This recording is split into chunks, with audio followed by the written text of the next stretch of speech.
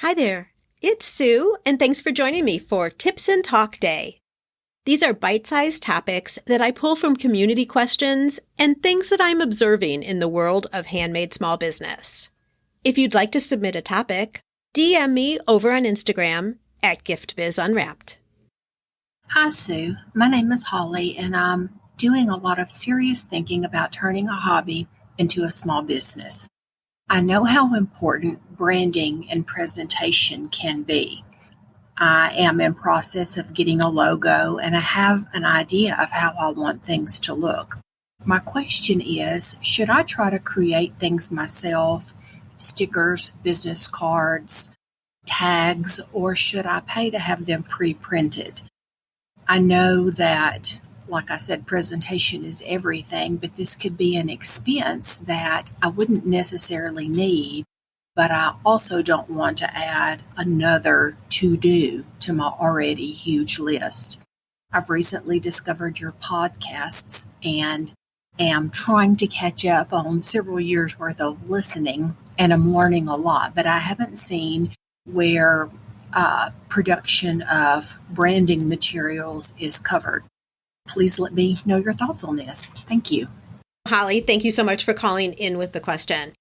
Your brand new business, lots of places where you could be putting your money, what's in your best interest in terms of the investment, and clearly branding is one of them because branding is something that gives the first impression. So you want it to be on point, but you want to balance that with all the other things that you need to do as you're starting your business. The first thing I just want to make mention of is that branding is a whole lot more than the visual part, right? So branding is everything that you do with your customer that gives them a feeling and develops a reputation for your business. It's how you interact with customers. It's the journey that they go through from initially being introduced to you to how you work them through some type of a sales process, to when they receive an order, and then clearly also, of course, all the visuals.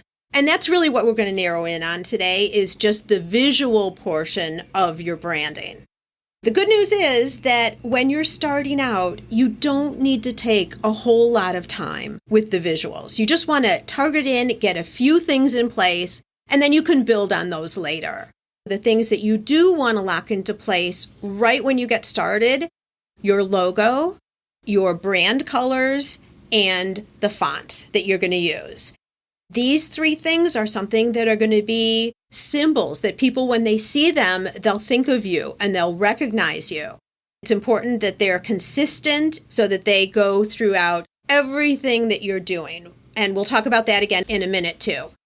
First off, with regard to your colors and your fonts, Holly, I do have a great episode for you on this. It's Gift Biz Unwrapped podcast episode number 218 with Lindsay from Verity & Co.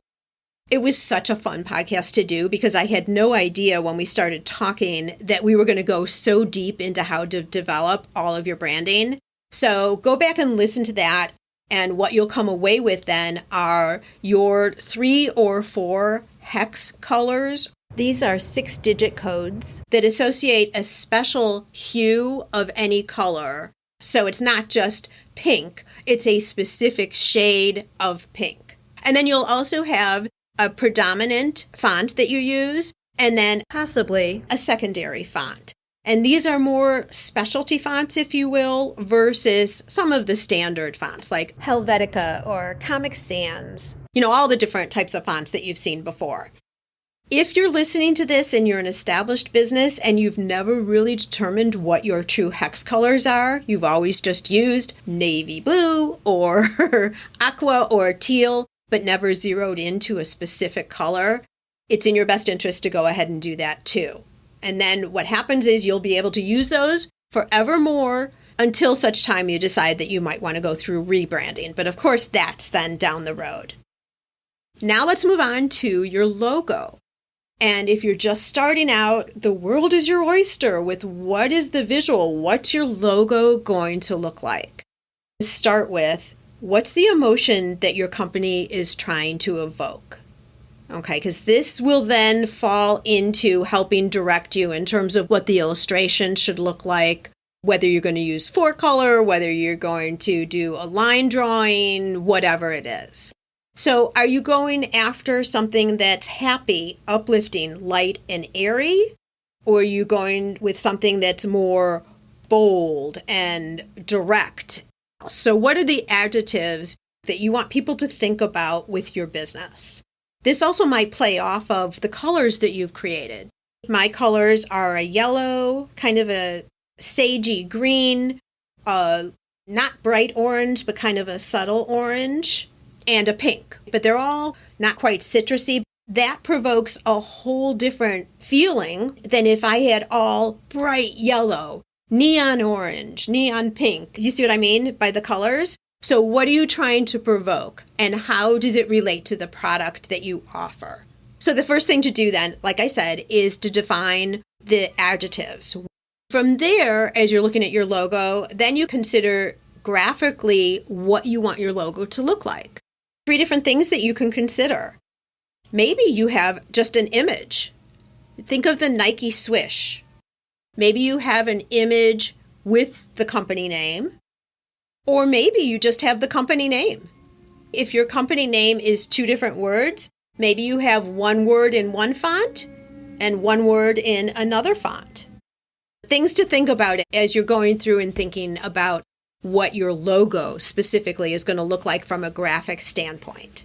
Let's talk about if you're going to use a graphic. So it's not just going to be the font, because if it's just the font, you don't need anybody to create an image for you. But if there's a graphic associated, how are you going to get that graphic made? The one thing I will stress, it's my pet peeve. I cannot barely handle it when I see this happening. Please, please, please do not just use standard clip art for your logo. So don't take an emoji and call that your logo, or an image that we know is clip art, or a stock image, a 4-color stock image, and call that your logo. I want you to make something that is graphically and specifically only yours. This is your company after all.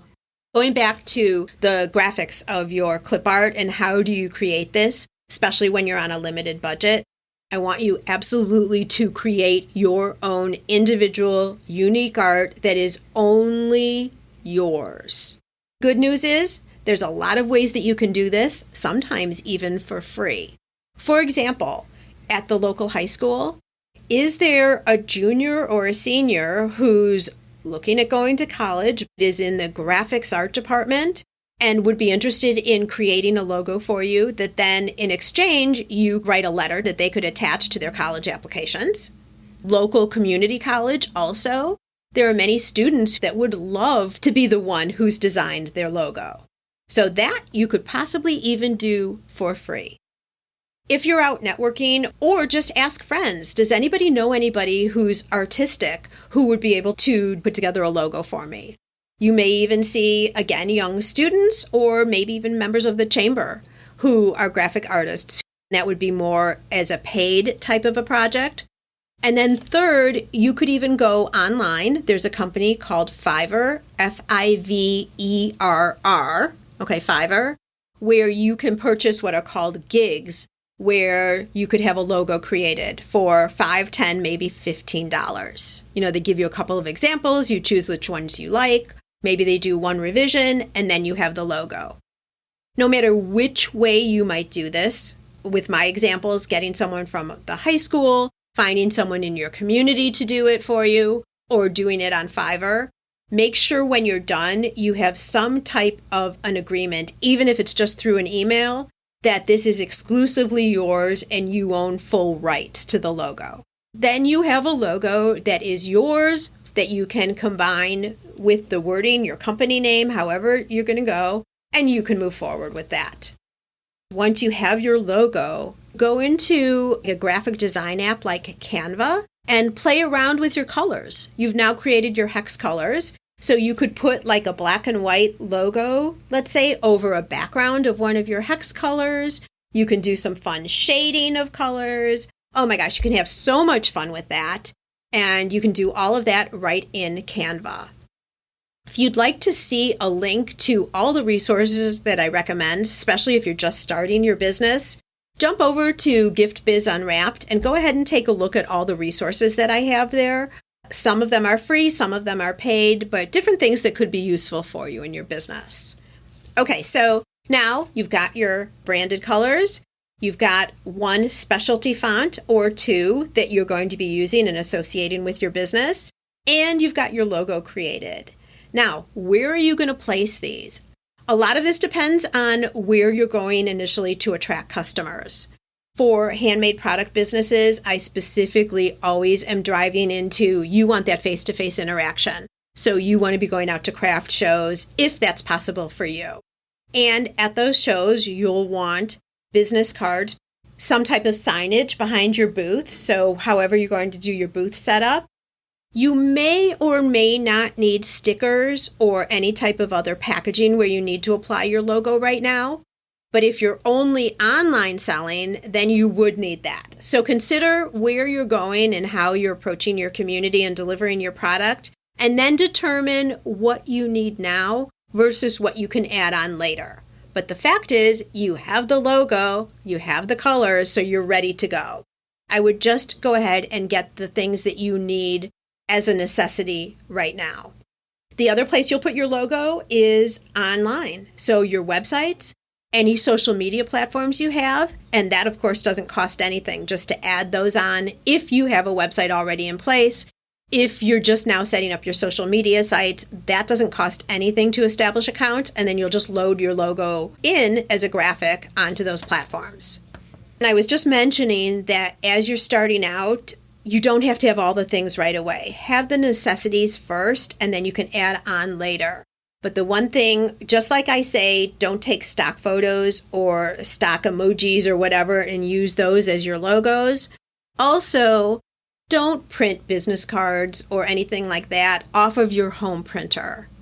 Get them professionally printed so that they look nice. You don't have to print a ton of them. My gosh, you can get like 250 business cards at Vistaprint for under $20.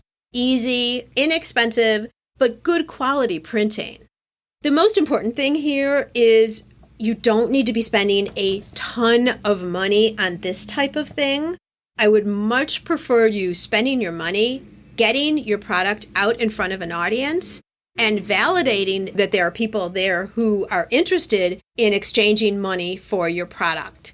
That, when you're starting out, is the most important thing to do. I'm going to even say almost before even branding your business. Confirming that you have people who are interested in spending money for the product that you make. And I talk about this way more in my program, Start with Confidence, in terms of validating a product before you start moving forward and investing too much time and money. Because sometimes you just need to tweak a product a little bit for it to be a game changer and for people to buy. But you're not going to know that until you're out in front of people, watching and observing what they're doing, talking with them, getting feedback, etc. So that's the most important thing. Branding comes second. There you go. We've talked about how to define your colors, how to pick a font, and then also what you can do very inexpensively to make your own original graphic. And all of this is for the visual part of your branding, understanding that that's a subset of branding overall. So Holly, great question. Done right, it's going to build strong recognition for you. And when you come across as being professional, it enhances trust with people, which of course then increases your opportunity to attract more people and make sales. If you'd like to ask me a question just like Holly did, so it's on audio, just go over to the website, Gift Biz Unwrapped, scroll down, and you'll see a pink button that says Record a Question for Sue. It's a really fun way for me to hear your voice. You can share a little bit more than just a written question for me, and your question might just show up here in the next edition of Tips and Talk. Bye for now. That's a wrap. I'm a get-to-the-point kind of girl, and this is what you can expect from these quick midweek sessions. Now it's your turn. Go out and fulfill that dream of yours. Share your handmade products with us. We want them, and they bring us both so much happiness.